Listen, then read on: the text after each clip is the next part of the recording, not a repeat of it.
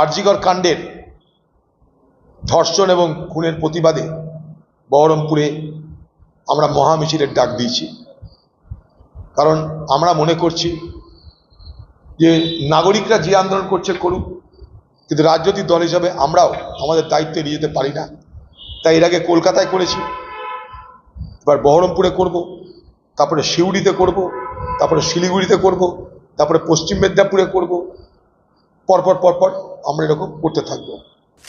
করতে পারে মুখ্যমন্ত্রী বাংলা আরও কিছু নিদান দেবে, আরও কিছু পথ্য দেবে, স্বাস্থ্যমন্ত্রী আরও কিছু প্রেসক্রিপশন করবে। দমাতে পারছে না, থামাতে পারছে না দিশেহারা বাংলার মুখ্যমন্ত্রী মমতা ব্যানার্জি। তিনি কখনো ভাবতেও পারেননি যে এ বাংলায় এরকম কখনো স্বতঃস্ফূর্ত মানুষের আন্দোলন হতে পারে। এটা তার স্বপ্নের বাইরে ছিল, কল্পনার অতীত ছিল।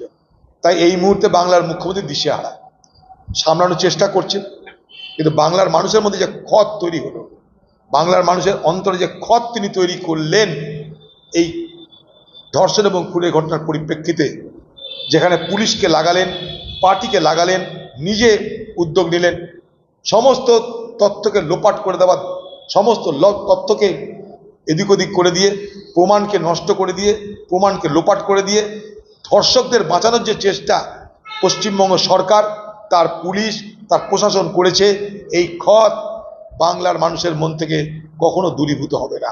দেখুন, জুনিয়র চিকিৎসক কারা জড়িয়ে আছে জানা নাই, কারণ জুনিয়র চিকিৎসকদের মধ্যে এই যে সন্দীপ ঘোষ, সেও তার একটা নিজস্ব টিম তৈরি করেছিল, তার একটা নিজস্ব বাহিনী তৈরি করেছে, যারা সন্দীপ ঘোষকে রক্ষা করতো। এখানটাই সন্দীপ ঘোষের বিরুদ্ধে কেউ আন্দোলন করতে তাদের উপর হামলা করতো।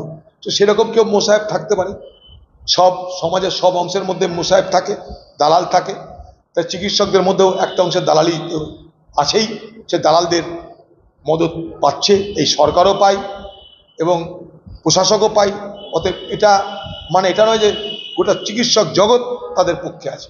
কোন একটা অংশ দুর্নীতিগ্রস্ত তারা, যেমন ডাক্তার নিজেই, যে সন্দীপ ঘোষ সেও তো ডাক্তার, সে নিজে যখন দুর্নীতিগ্রস্ত হতে পারে ডাক্তার হয়ে, তখন জুনিয়রদের মধ্যেও কেউ দুর্নীতিগ্রস্ত হতে পারে, সেটাও তদন্ত সাপেক্ষ, তাদেরকেও সিবিআই ডাকুক।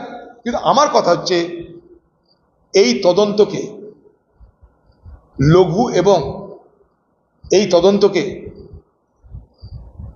ধীরে ধীরে ধীরে ধীরে কামদুনি বা হাঁসখালি করবার চেষ্টা যেন না করে বাংলার মুখ্যমন্ত্রী। ওরা চেষ্টা করছে এই আন্দোলন, এই খুনের ঘটনা সব কিছুকে অন্যদিকে নজর ঘুরিয়ে দেওয়ার জন্য। আমরা সিবিআইকেও বলবো, দুর্নীতি হচ্ছে ঠিক আছে, কিন্তু দুর্নীতির পাশাপাশি খুন এবং ধর্ষণ, ধর্ষণ এবং খুন, তার ঘটনার তদন্তের প্রকৃত অগ্রগতি কি, এটাও কিন্তু আমরা সবাই জানতে চাই। দেখুন, কখনো কখনো সত্যি হোক মিথ্যা হোক, ইচ্ছা থাক অনিচ্ছা থাক, মানুষ তো সত্য কথা বলে ফেলে। তাই ওনার মুখ দিয়ে সত্য কথা বেরিয়েছে। আমি তার এই বক্তব্যকে সমর্থন করি। আর এই বক্তব্য শুধুমাত্র এই রাজ্যের জন্যই নয়, এই বক্তব্য দেশের অন্যান্য প্রান্তের সঙ্গেও জড়িয়ে আছে। এই অভিনেতার আগেও অনেক স্পষ্ট মন্তব্য করেছেন, এটা তার আরেকটা স্পষ্ট মন্তব্য। কিন্তু পরে আবার ভুল স্বীকার না করে এটা থেকে আবার তার নিজের মন্তব্য ফিরিয়ে না নেয়, কারণ দলটা তৃণমূল, তো এখন তো ধমক মারবে, পরে বলবে না আমি বুঝতে পারিনি, সেটা যেন না হয়। এটা এটা এটা এটা খুব স্বাভাবিক ছিল আমাদের কাছে, এটা যেন আমি কখনো কিছু মনেই করিনি। কেন শুনবে, একটা অপরাধীকে ধরল আর ছেড়ে দিল তাই হতে পারে? তার এখন লাশ বেচার টাকা, জাল ওষুধ বেচার টাকা, তা তো টাকার অভাব নাই। এদের তো হাজার হাজার কোটি টাকার মালিকেরা, পিছনে পশ্চিমবঙ্গ সরকার চেষ্টা করে দেখছে। এইসব তো অপরাধী, এরা অপরাধীর তালিকায় বাংলার মানুষ এদেরকে চিহ্নিত করেছে। ওর তো পরে করছে, তার আগে বাংলার মানুষ চিহ্নিত করেছে অপরাধী। এই অপরাধীদের দৃষ্টান্তমূলক শাস্তি বাংলার মানুষের দাবি। দেখুন, যেহেতু এটা আর্থিক কেলেঙ্কারি জড়িয়ে আছে, এই দুর্নীতি যেটা আমরা জানছি আরজিকর হাসপাতালকে কেন্দ্র করে, যেখানে ডেড বডি অর্থাৎ লাশ পর্যন্ত বিক্রি করা হয়। দিদির বাংলার নতুন রেকর্ড। গরু পাচার, ছাগল পাচার, কয়লা পাচার, পাথর পাচার শুনেছি, এবার মরা দেহ পাচার হচ্ছে, মৃত ব্যক্তি পাচার হয়ে যাচ্ছে। দিদির বাংলা রেকর্ড করে দিয়েছে। তো এখানটায় পশ্চিমবঙ্গের সমস্ত স্বাস্থ্য বিভাগে যে ব্যাপক পরিমাণ দুর্নীতি হয় তা আজ জলের মতন স্পষ্ট। যখন কোনো আর্থিক কেলেঙ্কারি হয় তখন সেই আর্থিক কেলেঙ্কারির দায়িত্বভার সাধারণত ইডিকে দেওয়া হয়, এনফোর্সমেন্ট ডিরেক্টরকে দেওয়া হয়। সেই জন্য এখানে স্বাভাবিক নিয়মেই এটা সিবিআইয়ের হাতে থাকলেও এটা নিয়মে ইডির দ্বারা তদন্ত হবে, এটা আমরা সবাই জানি। সেই মোতাবেক এটা খুব স্বাভাবিক ঘটনা যে ইডি এই দুর্নীতির, যেটা আর্থিক দুর্নীতি, তা তদন্ত করবে। প্রথম কথা, আমি প্রথম দিন থেকেই বলেছি কথা যে দেখুন, অপরাজিতা বিল আনার প্রয়োজনটা কেন, এটাই আমাদেরকে বলা হলো না। এক, বাংলা মানুষ জানে না কেন হঠাৎ করে অপরাজিতা বিল আনা হলো। ভারতবর্ষের যে আইন আছে সেই আইনে কঠোরতম সাজার ব্যবস্থা আছে। ভারতবর্ষের পক্সো আইন, ভারতবর্ষের ক্রিমিনাল যে ল, তাতে কিন্তু এই কঠোর সাজার ব্যবস্থা আছে। বাংলার মুখ্যমন্ত্রী বাংলার বিক্ষুব্ধ মানুষকে, যারা আরজিকর কাণ্ডের প্রতিবাদ করছে, শুধুমাত্র জুনিয়র ডাক্তারই নয়, বাংলার সাধারণ মানুষ যারা মনে মনে এই আরজিকর কাণ্ডের যে নৃশংসতা, যে অপরাধের যে মাত্রা, সেটাকে মেনে নিতে পারেনি, সেটা মমতা ব্যানার্জি বুঝতে পেরেছে। প্রথমে তিনি চেষ্টা করেছিলেন ভয় ভীতি দেখিয়ে ঠান্ডা করতে, মস্তান লাগিয়ে, ভাঙচুর করে, এফআইআর ভয় দেখিয়ে। আমি শান্ত মানে এটা নয় যে আমি অশান্ত হতে পারি না, মিছিল করে সব কিছু করে তিনি চেষ্টা করেছেন। কেউ যেন আমাকে মনে না করে যে আমি সব শান্ত হয়ে গেছি, আমি ফোঁস করতে পারি, ফোঁস করা শেখাতেও পারি। সব কিছু করার পর তিনি যখন দেখছেন কোনো টোটকাতে কাজ হচ্ছে না, তখন অপরাজিতা বিল নামক একটা বিল এনে আরেকটা তিনি টোটকার অ্যাপ্লাই করলেন। এই রকমের বিল এর আগে মহারাষ্ট্রে এসেছে, অন্ধ্রপ্রদেশে এসেছে। এটা কোনো নতুন কিছু নয়, এটা নতুন কিছু নয়। কিন্তু হঠাৎ করে আরজিকর কাণ্ডের পর তার এখন মনে হলো, এর আগে কি পশ্চিমবঙ্গে নৃশংস খুন ধর্ষণ হয়নি?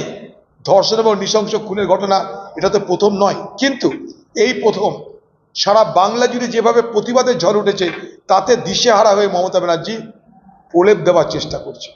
মানুষের মনে যে ক্ষত তৈরি হয়েছে তাতে প্রলেপ দেওয়ার চেষ্টা করছে। দেখুন, আরেকটা কথা আমি এই পরিপ্রেক্ষিতে বলতে চাই, যদি কেন্দ্রের আইন থাকার পরেও, কেন্দ্রের আইন অনুযায়ী ফাঁসির ব্যবস্থা থাকার পরেও মমতা ব্যানার্জির মনে হলো নতুন আইন আনা দরকার, তাহলে সিবিআই তদন্ত চলা অবস্থাতেও কেন মমতা ব্যানার্জির মনে হচ্ছে না যে আমার পুলিশ তদন্ত করে আসল অপরাধীদের গ্রেপ্তার করুক? তার দলের তরফ থেকে এখন সিবিআইকে সমস্ত ব্যর্থতার মালিক করা হবে, সেই প্রক্রিয়া শুরু হয়েছে। যেদিন থেকে সিবিআই তদন্ত কোর্টে যা নির্দেশে হচ্ছে, সেদিন আমি এই কথাটা বলেছিলাম, দিদি এবার সব ছেড়ে সিবিআইয়ের ঘাড়ে পড়বে, আজ না হয় কাল। তা আমার বক্তব্য, কেন্দ্রের আইন থাকা সত্ত্বেও যখন রাজ্য কঠোর আইন আনার জন্য বিধানসভায় আইন পাশ করে বাংলার কোনো মানুষের মতামত না নিয়ে, তখন সিবিআই তদন্ত হওয়া সত্ত্বেও কেন বাংলার মুখ্যমন্ত্রী তার বিশ্ববিখ্যাত পুলিশ, কলকাতা পুলিশকে দিয়ে বা পশ্চিমবঙ্গের পুলিশকে দিয়ে কেন আলাদা করে তদন্ত করে অপরাধীদের চিহ্নিত করতে পারছে না? এটা আমার প্রশ্ন। দোষারোপের পালা দিয়ে লাভ নেই। ডাক্তাররা আন্দোলন করছে, জুনিয়র ডাক্তাররা নিরুপায় হয়ে। আপনি তাদের সঙ্গে সাধারণ মানুষের সংঘর্ষ বাঁধানোর চেষ্টা করছেন। অনেক রুগীর অসুবিধা হচ্ছে, নিশ্চয়ই হচ্ছে, কিন্তু তারা প্রাণপণে চেষ্টা করছে পরিষেবা দেওয়ার। কিন্তু আপনি কি করছেন? স্বাস্থ্যমন্ত্রী থাকা অবস্থায় সেই সমস্ত আন্দোলনকারী ডাক্তারদের সঙ্গে একবারও বসে তাদের মনের দুঃখ, যন্ত্রণা, প্রতিবাদের কাহিনী কি জানতে চেয়েছেন? আজকে তারা আন্দোলন করছে শখে নয়, তারা আন্দোলন করছে এই বাংলার স্বাস্থ্য ব্যবস্থাকে রক্ষা করার জন্য। যে স্বাস্থ্য ব্যবস্থা আপনি এবং আপনার দালালরা ভেঙে তছনছ করে দিয়েছে, সেই স্বাস্থ্য ব্যবস্থাকে রক্ষা করতে চাইছে আজকের ডাক্তারদের আন্দোলন। কোনো জিনিসকে রক্ষা করতে গেলে সর্বস্তরের মানুষের সহযোগিতা দরকার, তাই সর্বস্তরের মানুষ তাদেরকে সহযোগিতা করছে।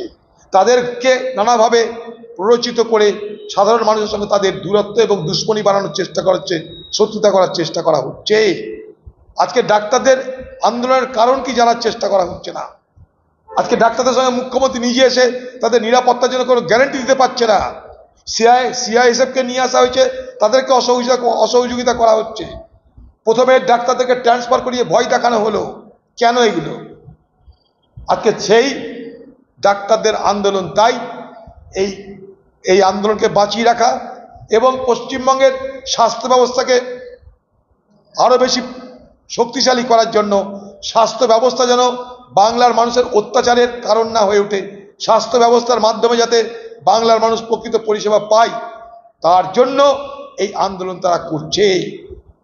আজকে বাংলার মুখ্যমন্ত্রী, যিনি স্বাস্থ্যমন্ত্রীও বটে, তার কি দায়িত্বের মধ্যে ছিল না? তার কি দায়িত্বের মধ্যে ছিল না এই সমস্ত আন্দোলনকারী ডাক্তারদের সঙ্গে আলোচনায় বসে তাদের মতামত শুনে